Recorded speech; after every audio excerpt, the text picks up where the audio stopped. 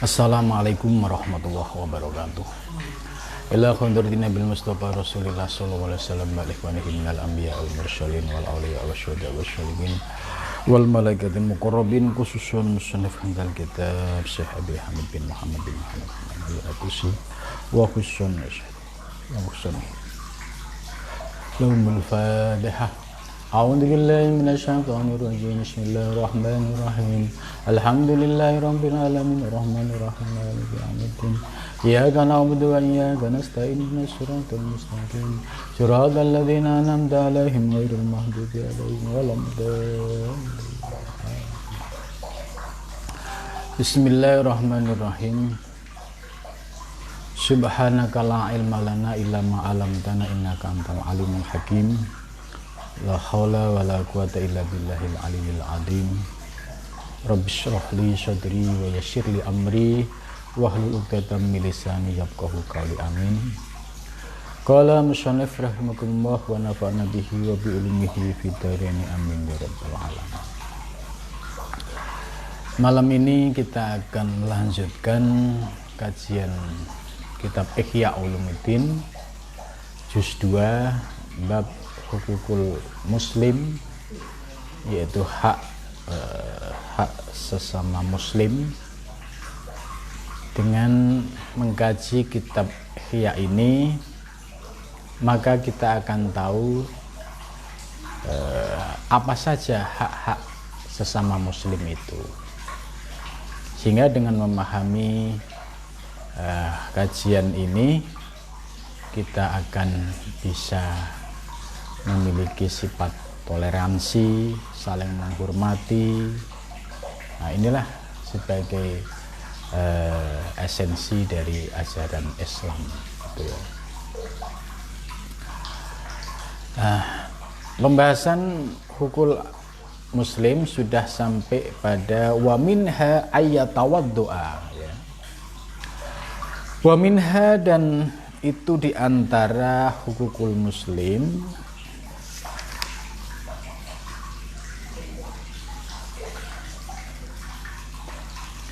ayyatawaddu'a, hendaklah bersikap tawadhu. Likulli muslimin, ya, bagi tiap-tiap muslim.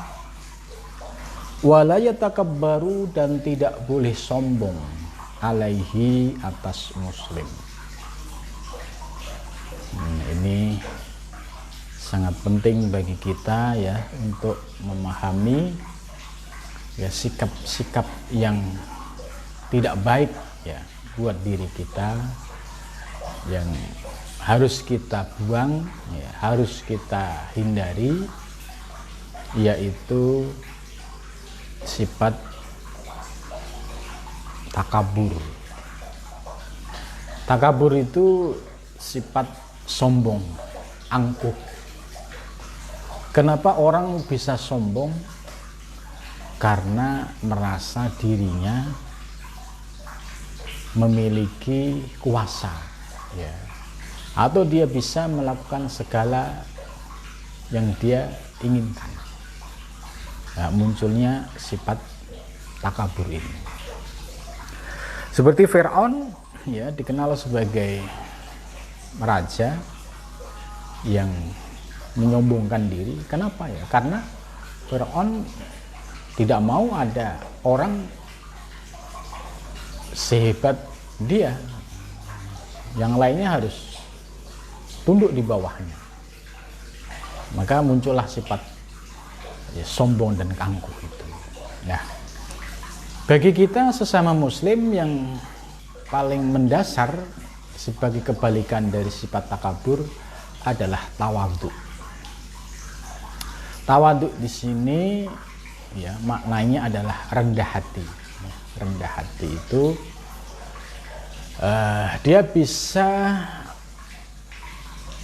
memposisikan diri, ya, secara tepat, ya. Misalkan sekalipun dia itu kaya raya, tapi hatinya dipenuhi dengan sifat tawadhu, maka sikapnya itu akan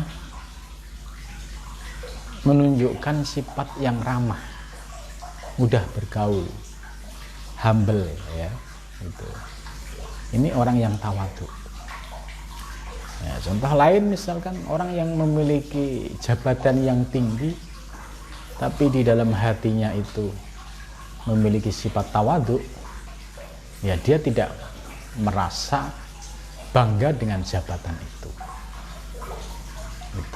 Begitu juga orang yang diberikan keleluasaan ilmu, ya andai mereka diberikan kesempatan bisa belajar ya kuliah S1, S2, S3 sampai setinggi-tingginya pun ya bisa menghilangkan sifat takabur di dalam dirinya apabila dia sudah memiliki basic sifat tawadhu.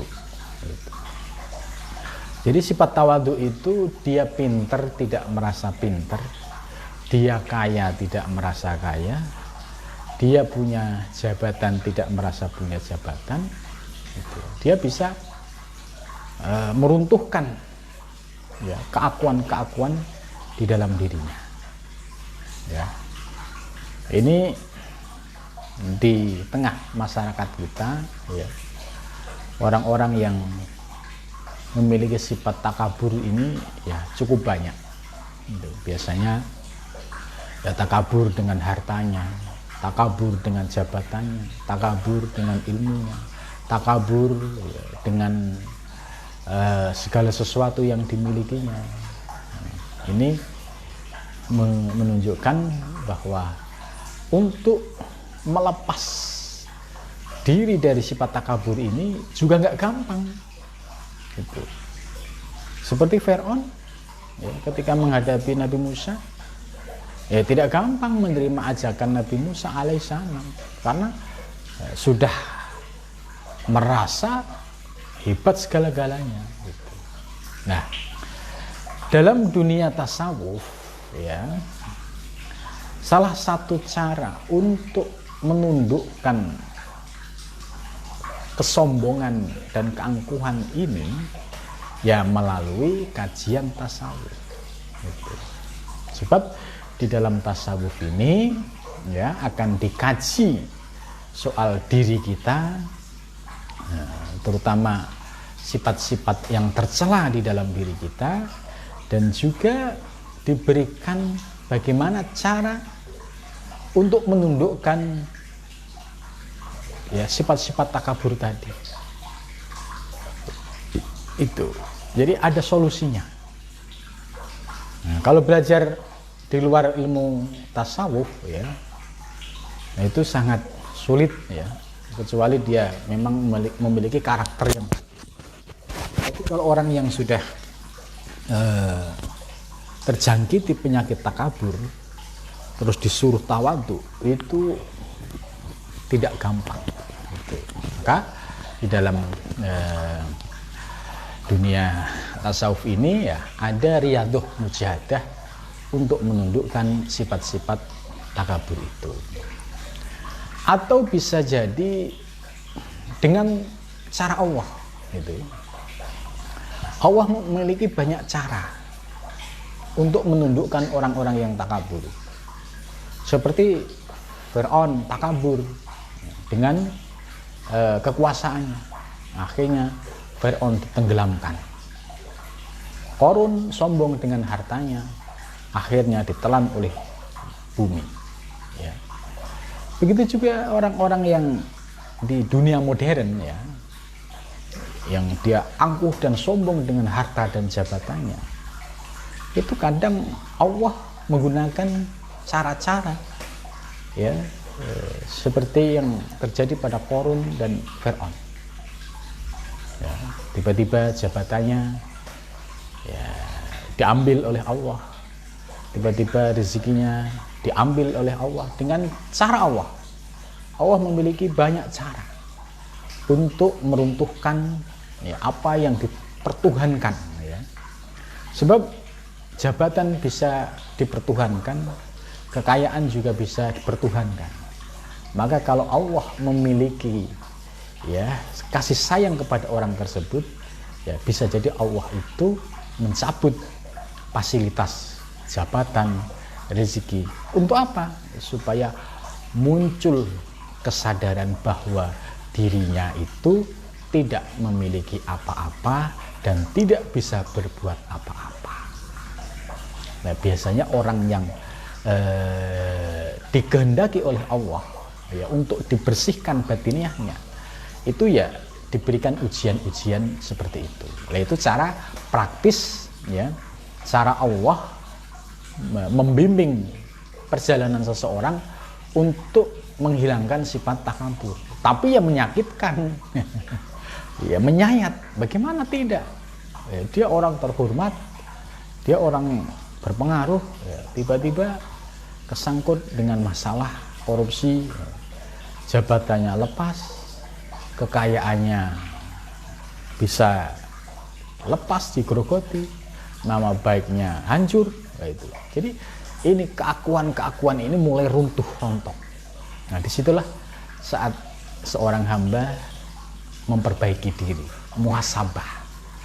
Akhirnya muncul kesadaran, oh iya, ternyata kita tidak boleh sombong, tidak boleh angkuh. Nah, ini cara-cara ini lebih efektif. Nah, ini cara Allah. Lah, bagaimana kalau kita tidak memilih cara itu ya? Kita sebagai hamba nggak ada pilihan ya. Kita hanya berserah diri kepada Allah. Bagaimana kalau kita bukan orang yang punya jabatan, ya, mau ditarik apanya jabatan tidak punya, gitu kan? Mau ditarik hartanya, kita nggak punya harta apa-apa. Lah, cara untuk membersihkan kotoran-kotoran batin ya seperti kibir, yaitu dengan riyadhah mujahadah. Riyadhah mujahadah yang paling sederhana untuk bisa meruntuhkan keakuan dan kesombongan itu ya dengan puasa Senin Kemis. Ya, coba kita merasakan orang puasa ya di saat orang lain tidak puasa. Ini perjuangan sangat berat. Kalau puasa Ramadan ya itu agak enteng ya, psikologis kita enteng karena semua orang puasa. Tapi ketika orang sedang tidak berpuasa, kita berpuasa. Disinilah kita perlu perjuangan. Dan ketika perut dalam kondisi lapar, ya di situ nur ilahiyah kadang muncul, pencerahan-pencerahan rohani muncul. Oh iya ya, ternyata ya begini ya, berat juga ya orang nahan lapar tuh ya, gitu. Akhirnya mulai lembut, ya lembut itu. Jadi kalau ingin menghilangkan sifat takabur, ya harus mengamalkan ya riyadhah mujahadah. Atau juga dengan zikir, ya, bisa nafi isbat. Nafi isbat itu kalau dipahami maknanya, ya, substansinya, itu juga bisa meruntuhkan sifat-sifat keangkuhan dan ketakaburan dalam diri kita. Contoh misalkan ya, orang yang merasa hebat, ya, merasa segala-galanya, ketika dia sudah mengamalkan zikir nafi isbat, itu lambat laun keangkuhan dan kesombongannya itu akan grafiknya menurun. Karena ya, ketika dia sudah istiqomah zikir nafi isbat, ya, itu biasanya mendapatkan asar nur ilahiyah, sehingga mendapatkan pencerahan. La ilaha illallah, ya, tidak dipahami sebatas tidak ada Tuhan selain Allah, tapi digali, dieksploitasi kedalaman maknanya, sehingga muncul tidak ada kuasa selain kuasa Allah, tidak ada kehendak selain kehendak Allah, tidak ada sama pendengar selain pendengaran Allah, tidak ada basar penglihatan. Jadi semua yang ada di dalam diri kita dikembalikan kepada Allah. Akhirnya muncul kesadaran, ternyata diri saya ini tidak memiliki apa-apa, semua milik Allah. Nah, itu sehingga muncullah kesadaran, ya, sehingga keangkuhan-keangkuhan yang selama ini dipertuhankan itu runtuh satu persatu ketika dia istiqomah mengamalkan zikir nafi isbat, yaitu la ilaha illallah. Itu jadi banyak cara untuk meruntuhkan sifat kibir di dalam diri kita. Maka itu inilah yang disebut tasawuf yang amali, Jadi tasawuf amali itu ya tasawuf yang dibarengi dengan praktek. Jangan tasawuf sebatas wacana. Tasawuf wacana itu ya belajar teori-teori tasawuf tapi tidak pernah dibarengi dengan riyadhah mujahadah. Sebab untuk menundukkan nafsu di dalam diri kita ini nggak bisa hanya dengan wacana pemikiran. Harus masuk jegur bahasa Jawanya kedalamannya dengan melalui praktek riyadhah mujahadah. Itu baru merasakan nanti efek atau dampak yang dirasakan setelah dia sekian tahun puasa Senin Kemis, setelah sekian tahun puasa Daud misalkan, atau sekian tahun dia zikir Nafi Isbat, atau sekian tahun dia zikir Ismudat. Nah itu nanti akan mulai terasakan hawa nafsu yang selama ini mendominasi itu lambat laun itu bisa dikendalikan. Nah inilah ya praktek yang nyata dalam merasakan nikmatnya ilmu tasawuf itu ya dengan mengamalkan riyadhah mujahadah. Ya, tanpa itu ya akan muter-muter di pikiran kita saja, akan menjadi wacana, dari wacana ke wacana, tidak menjadi zuk, tidak menjadi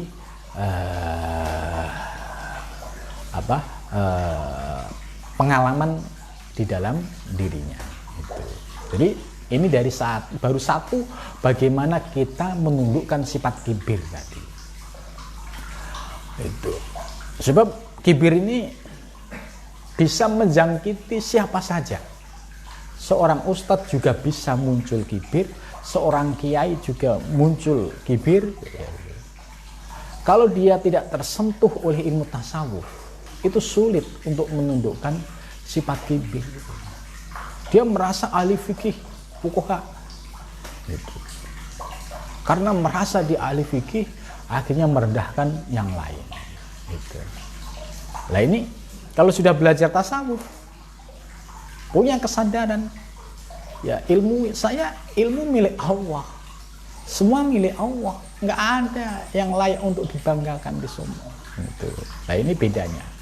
Kalau yang sudah tersentuh ilmu tasawuf itu bisa meniadakan keakuan, tapi kalau belum tersentuh tasawuf itu masya Allah ya dia akan menyombongkan ilmunya, dan ini ujian paling berat ya seorang yang punya ilmu itu ketika penyakit kibir itu mendominasi di dalam dirinya, sehingga selain dia dianggap rendah, selain dia dianggap kecil, selain dia ini kibir kalau sudah masuk ke dalam diri seseorang itu seperti itu. Tapi kalau orang yang tawadhu ya dia punya pendapat tapi menghargai pendapat yang lain. Ya, bisa jadi pendapat saya benar, bisa juga pendapat teman saya juga benar. Gitu. Bisa jadi pendapat saya salah, pendapat teman saya benar. Nah, inilah yang dicontohkan para imam madhab 4. Gitu. Jadi perlu disadari bahwa ulama-ulama fuqaha seperti mulai dari Imam Hanafi, Maliki, Hambali, Syafi'i, itu ternyata menurut penjelasan Imam Ghazali semua adalah ahlu sufi. Beliau dikenal faqihan, waro'an. Beliau seorang faqih yang waro', yang zuhud. Itu zuhudnya Imam Syafi'i luar biasa, waroknya luar biasa. Itu maka ketika dia punya basic keilmuan fikih kemudian dibarengi dengan ilmu tasawuf dan akhlak, muncullah sikap-sikap wisdom, bijak. Imam Syafi'i bisa menghargai perbedaan dengan pendapat yang lain, tidak merasa pendapatnya yang paling benar. Nah inilah akhlakul karimah yang ditunjukkan oleh para ulama-ulama terdahulu. Maka bisa kita baca kalau ada orang yang masih menyombongkan ilmunya, ya itu berarti belum punya kesadaran. Artinya hatinya belum tersentuh oleh ajaran tasawuf, sehingga keakuan-keakuan ini masih dominan muncul di dalam dirinya. Ya, itu. Jadi sifat tawadhu ini penting sebagai prinsip. Gitu. Karena kalau nggak punya sifat tawadhu, semua itu dianggap kecil, semua diremehin. Dia nggak ada apa-apanya. Gitu. Nggak ada apa-apanya. Gitu. Ini namanya orang yang terjangkiti penyakit kibir. Lah, asal dari kibir itu dari mana? Kibir itu sifat warisan iblis itu. Nah, iblis itu siapa? Iblis itu adalah malaikat ya, Azazil yang dahulunya ahli ibadah, ahli zikir ya, tapi ketika Allah menciptakan Adam kemudian disuruh untuk bersujud ya, dia menolak. Fasajadu, semua malaikat sujud, hanya ada satu yang tidak mau, illa iblis. Iblis beraba, enggan, wastakbar, dan merasa besar, merasa sombong. Sebab apa? Adam diciptakan dari tanah, sedangkan aku ya, iblis diciptakan dari api. Merasa dia punya martabat lebih tinggi daripada Adam. Nah, inilah penyebab jatuhnya seorang malaikat menjadi iblis. Lah, iblis ini setelah kalah ya dalam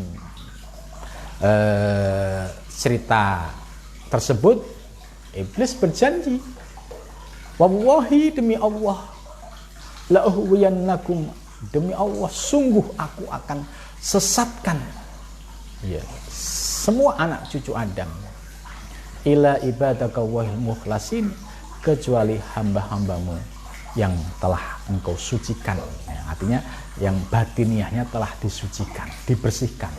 Nah, untuk menyucikan batinnya pakai ilmu tauhid.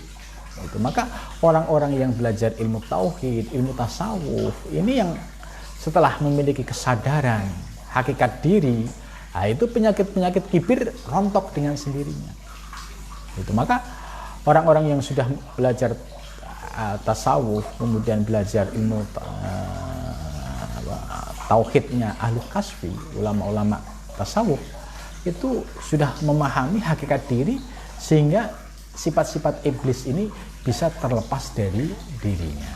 Ya, berbeda dengan orang yang belum belajar.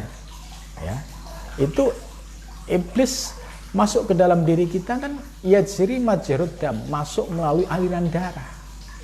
Dan ketika masuk melalui aliran darah, bagaimana sulitnya membedakan antara bisikan yang benar dan bisikan iblis. Nah, selama dia tidak riyadhah mujahadah, maka yang paling dominan adalah bisikan iblis. Selama dia tidak riyadhah mujahadah, maka keangkuhan, kesombongan itu terus akan terpupuk ya, semakin membesar. Gitu. Siapapun dia, walaupun dia seorang ustadz ulama, kalau tidak memiliki kesadaran untuk belajar tasawuf, belajar tauhid, itu sulit untuk menundukkan yaitu sifat kibir tadi. Maka kita bisa lihat akhlak para ulama-ulama ya, yang soleh itu tawadhu'nya luar biasa. Tawadhu itu ya tidak merasa siapa-siapa, tidak merasa apa-apa. Istilahnya ora kedanan kehormatan. Dihormati ya syukur, ora ya ora apa-apa gitu ya. Enggak kedanan kedudukan, enggak kedanan jabatan, enggak kedanan kehormatan. Gitu. Kan ada orang itu kalau sudah merasa besar ya, misalkan di satu acara dia tidak didudukkan pada satu tempat duduk yang bagian barisan terhormat, itu nggak mau duduk gitu. Kenapa? Merasa dirinya ya, besar. Lah, ini penyakit kibir yang masuk kepada seorang ulama itu akan berdampak seperti itu. Tapi kalau sifat kibir ini hilang, ya duduk bisa di mana saja. Ya, orang terhormat dan tidak itu bukan karena soal tempat duduk. Ya, kalau dia tempat duduknya bersama wong cilik, tapi kemuliaan ilmu dan akhlaknya tinggi, tetap dia menjadi orang terhormat. Jadi orang terhormat itu tidak bisa digawe-gawe, ya tidak harus duduk dalam satu posisi bersama orang-orang terhormat kemudian naik menjadi orang terhormat, belum tentu. Itu maka di sini penting, ya penting sifat tawadhu ini harus menjadi basic, ya sesama umat Islam dalam menjalankan pergaulan. Sebab kalau nggak ada tawadhu ya tiap hari ya mencela orang terus. Dia tiap hari rajin mencela orang, merasa paling baik, lupa mencela dirinya. Gitu. Fa innallaha, maka sesungguhnya Allah la yuhibbu, tidak senang siapa Allah, kulla muhtalin, orang yang sombong, orang yang merasa gagah.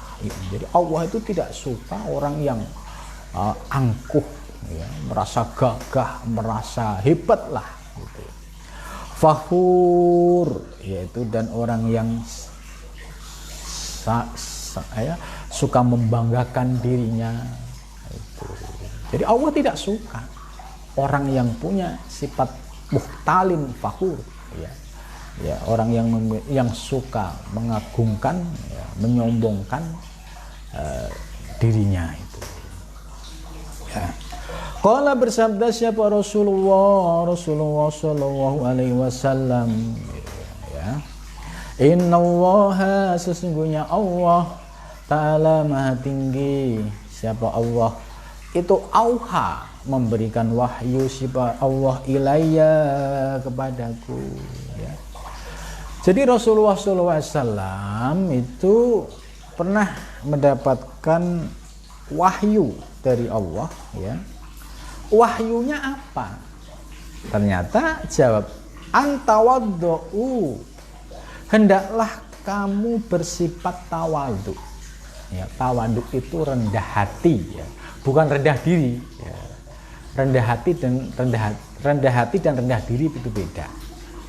Rendah hati itu ya hatinya itu dizerokan, dinolkan, tidak merasa apa-apa, dibuang keakuan, ya, dibuang segala atribut-atribut yang membuat dia merasa hebat, gitu.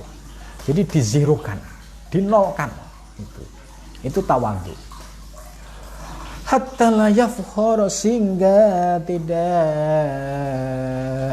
merasa bangga siapa ahadun, seseorang, ala ahadin, atas seseorang. Jadi kalau orang yang tawadhu itu tidak akan merendahkan orang lain, tidak akan dia menghinakan orang lain, gitu. Jadi saling menghormati, ya.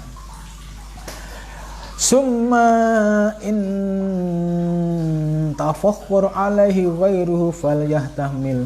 Summa in tafakhur, kemudian apabila ada yang tafakhur, membanggakan, ya, alaihi, atasnya, siapa ghairuhu, selainnya. Bagaimana kalau ada orang lain yang membanggakan dirinya?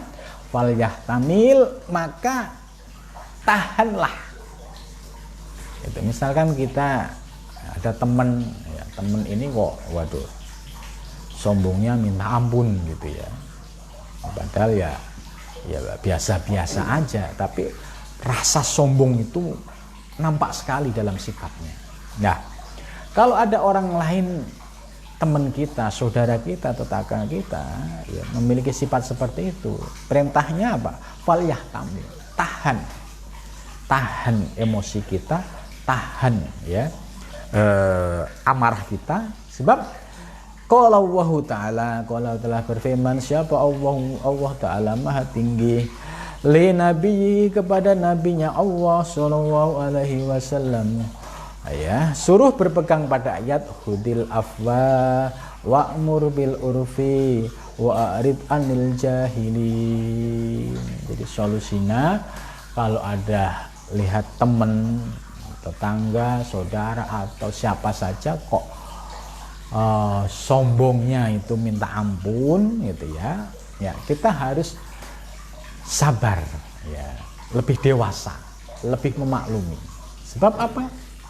Ya, kita diajarkan untuk berpegang pada ayat ini, khudil afwa, ya, maafkanlah. Ya. Apapun yang dia lakukan, maafkan. Wa'mur bil urfi. Kalau kita ada kesempatan memberikan nasihat, ya nasihati. Bisa jadi dia begitu karena tidak tahu ilmunya. Bisa jadi dia berakhlak seperti itu karena ya faktor lingkungan, gitu. Faktor pergaulan. Gitu kan. Kita diberikan perintah untuk menasihati. Wa'arid, ya, kalau dinasihati angel, ngeyel gitu ya. Wa'arid, dan berpalinglah anil jahilin, dari orang-orang yang bodoh. Jadi kalau ada orang kelakuannya buruk, ya, sudah dikasih pengertian, sudah dikasih maaf, sudah dikasih nasihat, kok masih angel, gablek, songong, itu bahasanya. Nah, ini wa'arid anil jahilin, tinggalkan orang-orang seperti itu supaya aura negatif orang tersebut tidak merusak kepada kita. Nah, sebab pergaulan dengan teman yang negatif itu sama kayak kita main-main dengan bara api, ya, itu pasti akan mudah tersulut. Gitu. Maka kalau ada teman yang akhlaknya buruk, sudah dinasihati kepada nasihat-nasihat yang baik, kok masih angel, ya, masih angkuh, masih sombong, perintah Al-Quran, wa'arid anil jahilin, tinggalkan orang-orang seperti ini. Ya, maksudnya jangan sampai ya aura negatifnya itu merembet kepada diri kita, ya.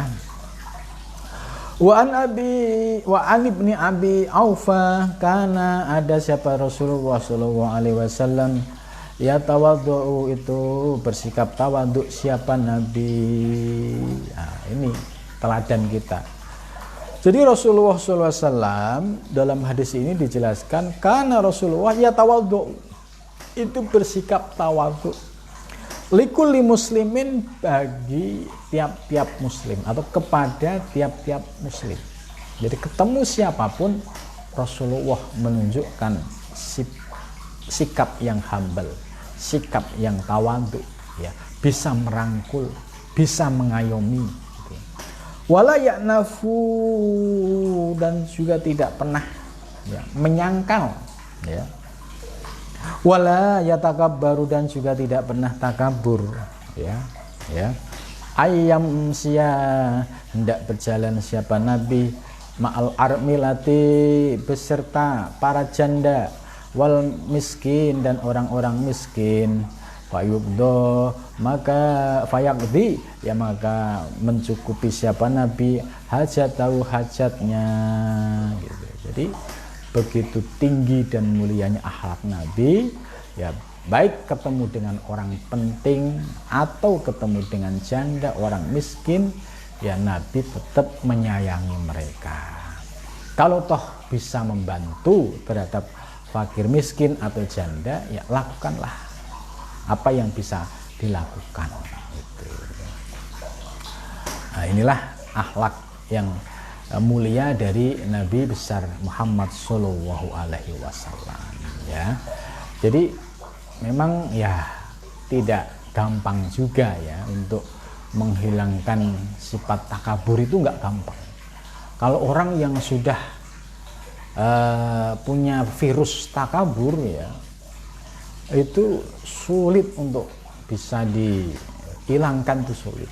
Apalagi orangnya tidak ada kemauan untuk membersihkan. Sedangkan orang yang punya keinginan untuk membersihkan itu pun harus berjuang, harus riyadhah mujahadah, harus zikir. Sebab kalau tidak dibarengi dengan itu sulit. Maka tadi saya sampaikan, ya, ada kalanya cara Allah ini untuk menghilangkan sifat takabur, ya, itu, ya, seperti peristiwa Qarun dan peristiwa Fir'aun. Allah memaksa menggunakan sifat kohar jabarnya, ya, itu. Nah, tapi Qarun dan Fir'aun meninggalnya tetap dalam sifat mutakabbirin, ya. Nah, kalau dia orang muslim misalkan, memiliki sifat takabur, ya bisa jadi tadi cara Allah ya diambil jabatannya, kedudukannya supaya dia tidak angkuh sombong, diambil hartanya supaya dia juga tidak angkuh dan sombong. Itu supaya punya kesadaran.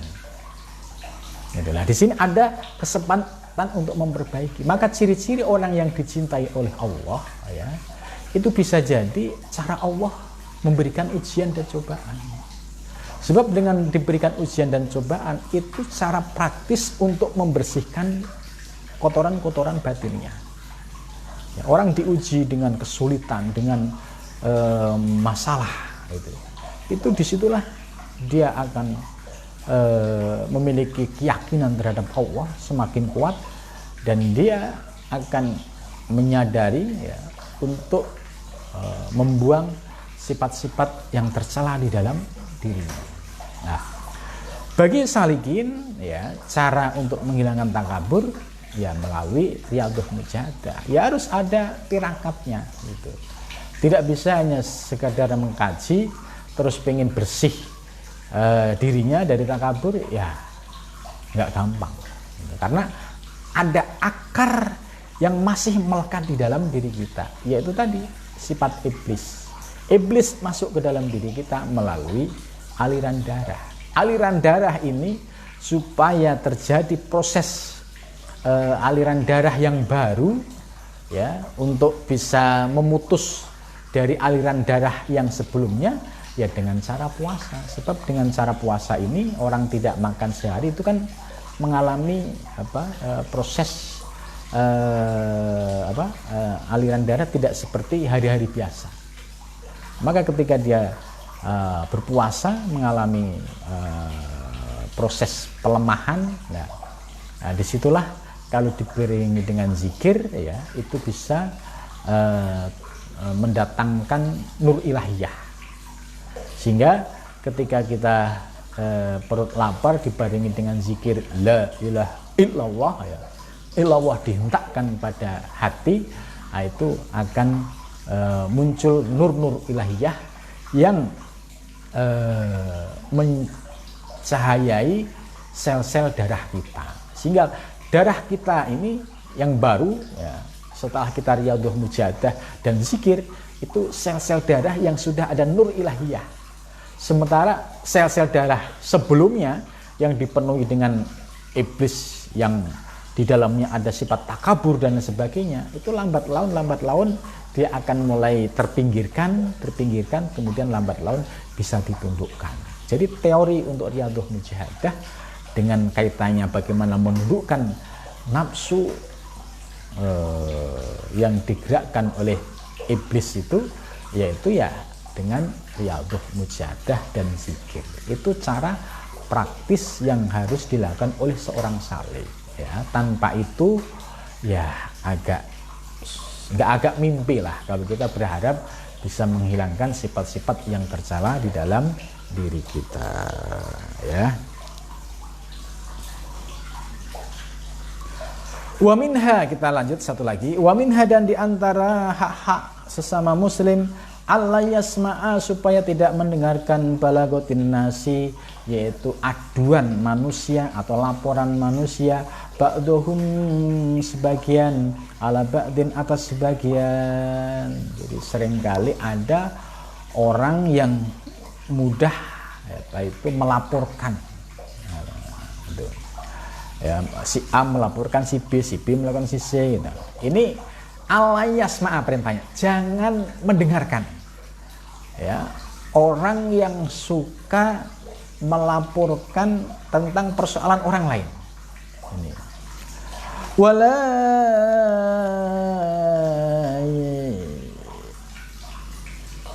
wala yablugu, dan tidak sampai ba'dum sebagian ma sesuatu yasma'u yang dia mendengar min ba'din, dan juga jangan sampai dia menyampaikan kepada orang lain lagi gitu.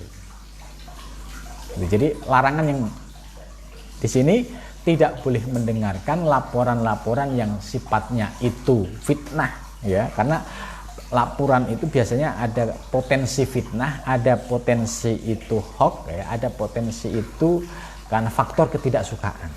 Ya, kedua, jangan sampai kalau kita sudah tahu mendengar, jangan disebar lagi ke orang lain. Cukup. Ya, supaya virus negatif ini tidak menyebar.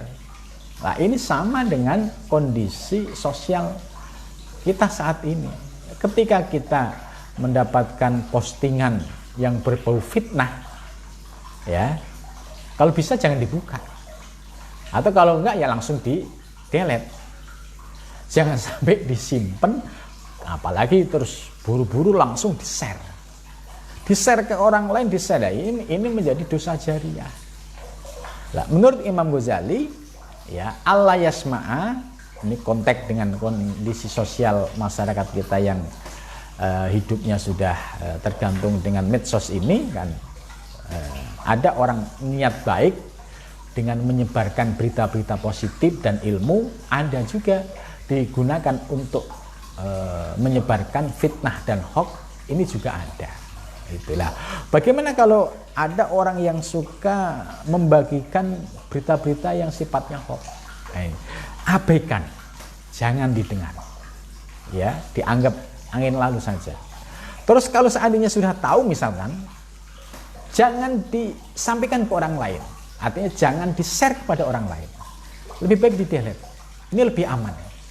Sebab ini virus negatif, kalau kita share, maka kita akan mendapatkan kiriman dosa-dosa jariah atas share yang terus berkembang dari satu ke satu, dari grup ke grup. Nah, ini dosa jariah inilah yang bisa memberatkan timbangan kita nanti di akhirat kalau belum ditaubatin. Gitu. Khawatirnya belum taubat sudah meninggal, kan sedih gitu. Nah, maka ini kita diingatkan oleh Imam Ghazali ya, dalam kehidupan modern seperti ini. Kalau zaman Imam Ghazali dulu mungkin belum ada WA, belum ada Facebook, belum ada Instagram ya. Sekarang itu menjadi media. Bisa menjadi media dakwah, bisa menjadi media fitnah. Maka ketika ada yang sifat fitnah, namimah, gibah, itu menurut Imam Ghazali jangan didengar, jangan dibaca, diabaikan. Misalkan terpaksa sudah tahu, jangan dikirim ke orang lain, ya, jangan disampaikan ke orang lain. Ini juga akan menjadi virus negatif yang terus akan membakar emosi orang-orang yang membaca.